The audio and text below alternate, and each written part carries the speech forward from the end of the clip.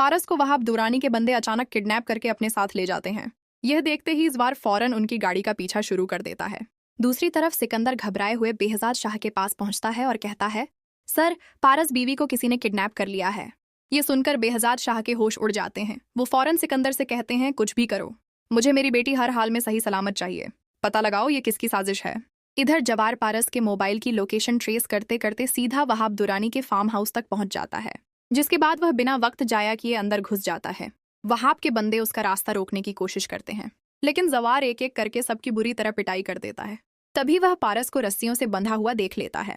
वो फौरन उसकी रस्सियां खोलता है और उसे सही सलामत लेकर घर वापस आ जाता है।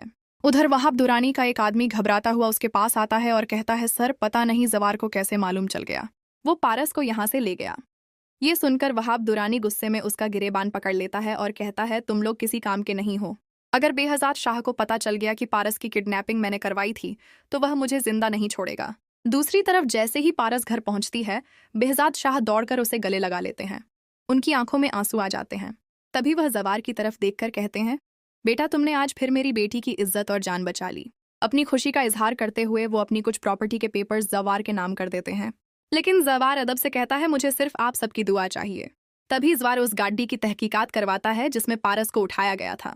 कुछ ही देर बाद पता चल जाता है कि वह गाड़ी वहाब दुरानी के नाम पर रजिस्टर्ड है।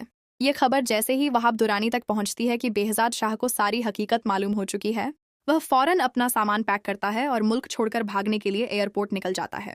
लेकिन उसी वक्त जवार को भी खबर मिल जाती है। वो फौरन पुलिस के साथ एयरपोर्ट पहुंचता है।